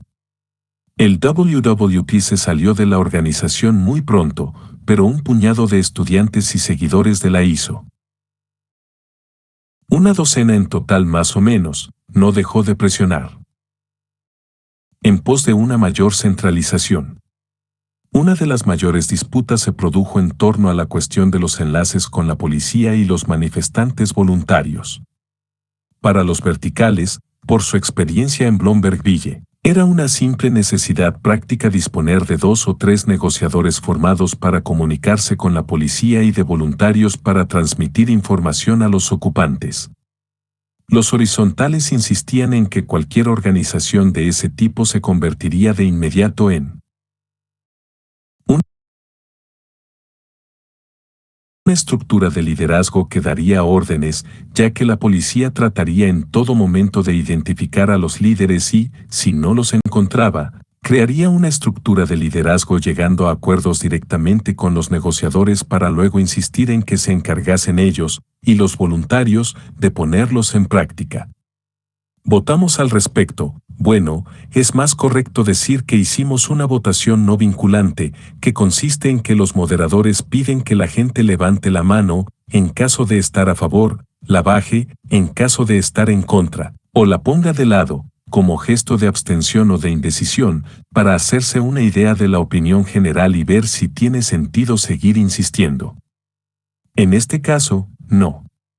Más de 2/3 se opusieron firmemente a establecer enlaces o manifestantes voluntarios.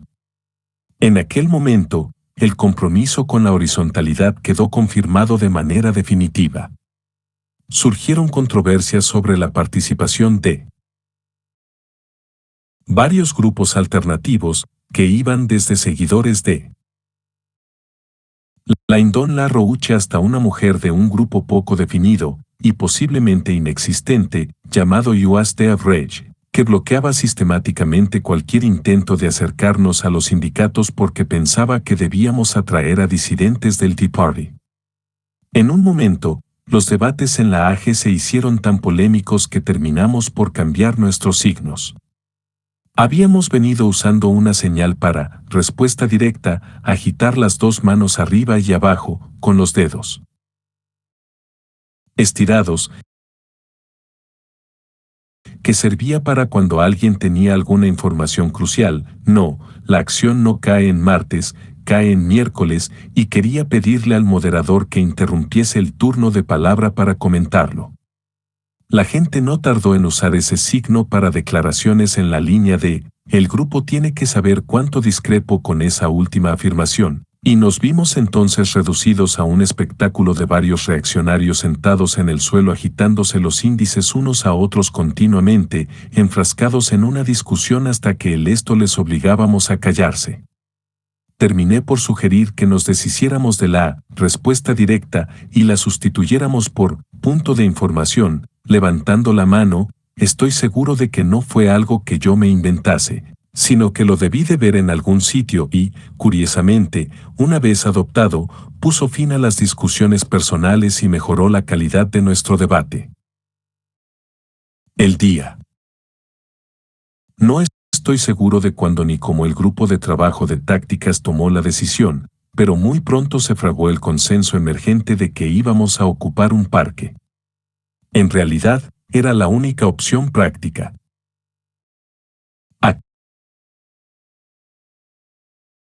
Aquí, al igual que en Egipto, todos sabíamos que cualquier cosa que dijéramos en una reunión pública o que escribiéramos en una lista pública de correo iba a llegar a oídos de la policía.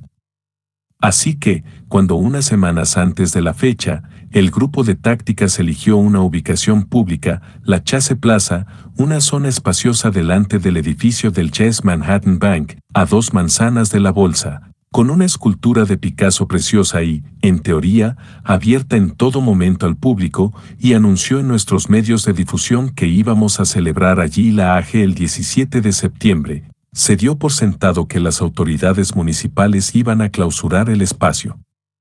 Me pasé la mayor parte de la tarde del día 16 en una jornada de formación en desobediencia civil que impartía en Brooklyn Lisa Fethian, otra veterana de justicia global y antigua organizadora, especializada entonces en enseñar tácticas más creativas a grupos de trabajadores. En torno a la medianoche, algunos de nosotros, aparte de mí, Marisa,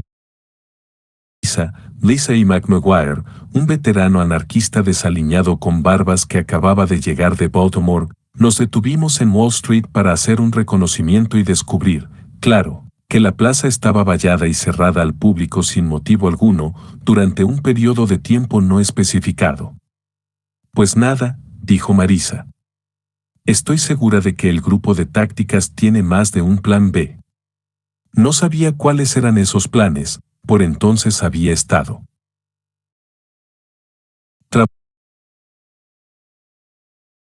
trabajando sobre todo con formación y con el grupo de video streaming, pero sí estaba segura de que existían. Curioseamos un poco por los alrededores, especulando sobre la viabilidad de varios espacios abiertos, hasta que al final cogimos el metro de vuelta a casa. Al día siguiente, el plan para todo el mundo era reunirse a mediodía junto a la escultura del toro en Bowling Green, aunque nosotros 4 quedamos 1 hora o 2 antes y yo estuve un rato paseando por la zona, fotografiando con mi iPhone como la policía montaba barricadas en torno a la bolsa para subir las imágenes a Twitter, algo que tuvo un efecto inesperado. La cuenta oficial _Occupy Wall Street, creada y administrada por un pequeño colectivo transgénero de Montreal, comunicó de inmediato que yo estaba en el lugar y parecía tener idea de lo que ocurría. Pasado un par de horas, mi cuenta tenía unos 2,000 seguidores nuevos. Más o menos 1 hora después, me di cuenta de que cada vez que colgaba una actualización, a los 10 minutos alguien de Barcelona la había traducido y enviado a su vez en español. Empecé a comprender el alcance del interés global por lo que estaba ocurriendo aquel día. Aún así, el gran misterio era cómo iba a presentarse tanta gente. Dado que no habíamos tenido tiempo de ponernos en serio a organizar el transporte, resultaba imposible saberlo, y, lo que es más, todos éramos conscientes de que si en realidad aparecía un número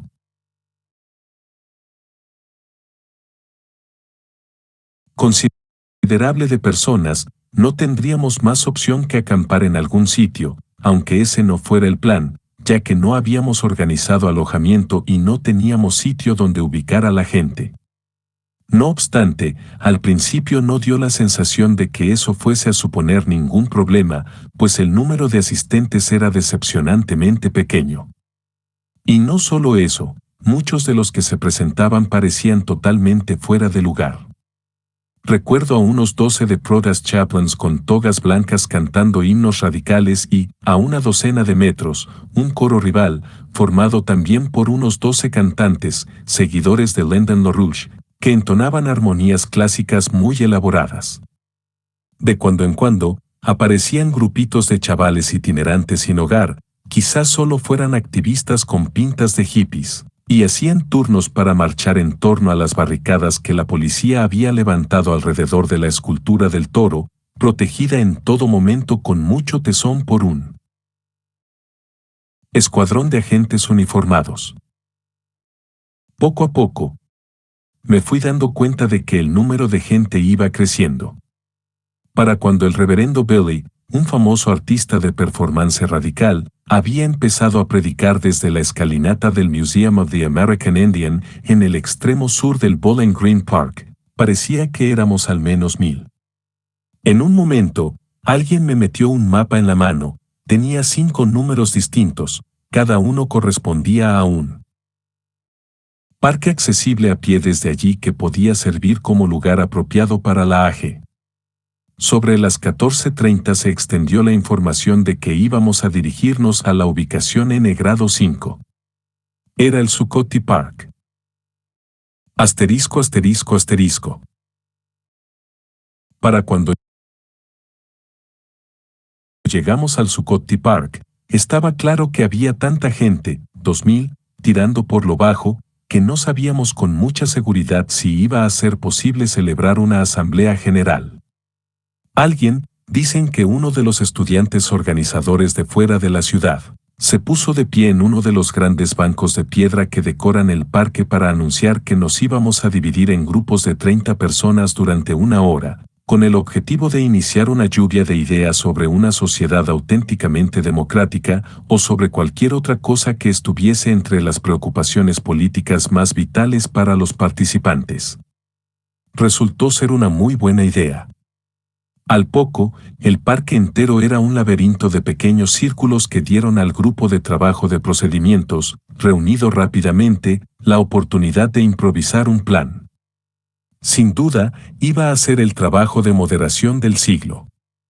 Por suerte, para esta vez sí teníamos una serie de voluntarios con experiencia, Marina Citrin, otra activista The Direct Action Network a quien llamé desde el principio. Para que ayudase con la formación jurídica, Marisa, un joven abogado con talento llamado Amin Hussain, Matt y Lisa Fethian. No tardamos en decidir nombrar 2 moderadores principales, 2 moderadores de apoyo, yo era uno de ellos, 2 encargados del turno de palabra, un encargado de anotar todas las decisiones y un observador del ambiente que se ocuparía de recorrer la multitud para asegurarse de que todo el mundo oyese y de comprobar si había signos obvios de insatisfacción, frustración o aburrimiento que hubiese que abordar. Decidimos además formar un círculo gigante. Como nos explicó una joven española que se había presentado para ayudar y luego confirmó Georgia, aquello fue un error terriblemente estúpido. En realidad, no hay manera de que un grupo de moderadores en mitad de un círculo de personas de ese tamaño, aunque griten hasta quedarse sin pulmones, puedan llegar a más que a la mitad de la multitud reunida. Lo más oportuno habría sido formar un semicírculo y hacer pasillos, de forma que los portavoces pudieran pasar al frente y dirigirse a la asamblea. Para cuando nos percatamos de ello, era demasiado tarde. Así, cuando habíamos vuelto a reunir al grupo en un círculo, pasamos varios minutos tratando de averiguar cómo comunicarnos con todo el mundo de forma simultánea. Conseguimos hacernos con varios megáfonos. En un momento, unimos 3 de ellos para formar un aparato único algo chapucero que apuntaba en 3 direcciones distintas, aunque en realidad no funcionó. Al final, nos dimos cuenta de que teníamos que recurrir al micrófono del pueblo, otro truco familiar para la mayoría de nosotros tras los días del movimiento por la justicia global. Nadie conocía con seguridad los orígenes del micrófono del pueblo. Ya era una herramienta conocida entre muchos activistas californianos cuando se produjeron las acciones contra la OMC en Seattle, en noviembre de 1999.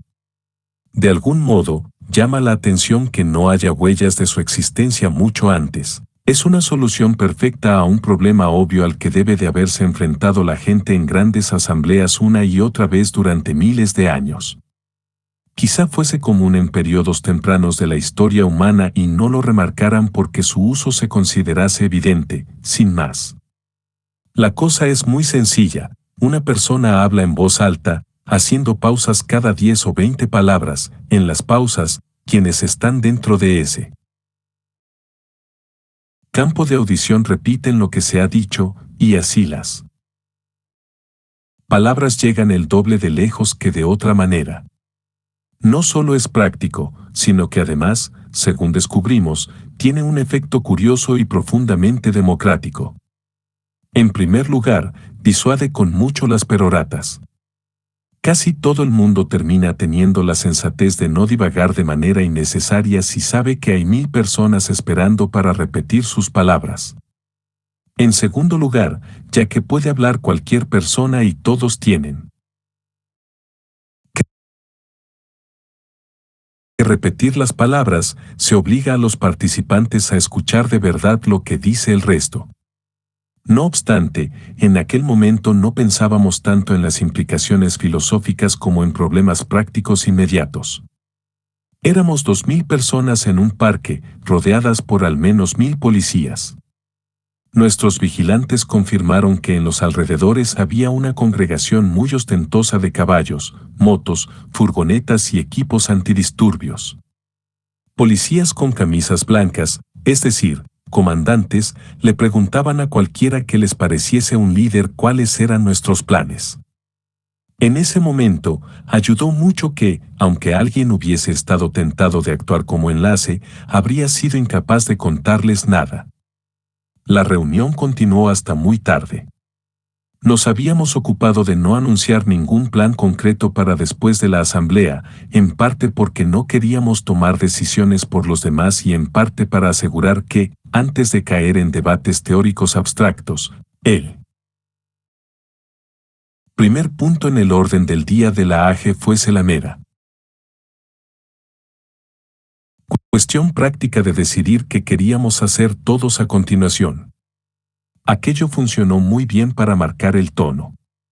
Se mencionaron y estudiaron todo tipo de escenarios, y muchos se descartaron. La policía nos informaba continuamente de que estaban preparando nuestro desalojo, diciendo primero que iban a despejar el parque a las 22, luego a las 22:30 y después a las 23:00. La gente se guardaba de ignorarlos o decirles que todavía estábamos reunidos. Al poco, se hizo evidente que había dos escuelas de pensamiento, un grupo mayor que quería tomar el parque y conservarlo como base de operaciones permanente, como en la Plaza Tahrir en Egipto, en la Plaza Sintagma en Atenas o en la Plaza de Cataluña en Barcelona, y otro grupo más pequeño, aunque igual de decidido, que consideraba que teníamos que ir directamente a Wall Street y, si era posible, tomar la calle de enfrente de la bolsa. Algunos sostenían que, técnicamente, no era ilegal ni siquiera acampar allí. Tal y como había establecido Bloombergville, se consideraba legal dormir en la acera como forma de expresión política siempre que se dejara un pasillo para los viandantes. Unas pocas almas intrépidas incluso habían intentado probar suerte unas semanas antes colocando sacos de dormir frente a la bolsa. Les arrestaron de inmediato, aunque después de insistir en que les llevasen ante el juez, consiguieron una sentencia clara que declaraba legal la acción, pero no el arresto.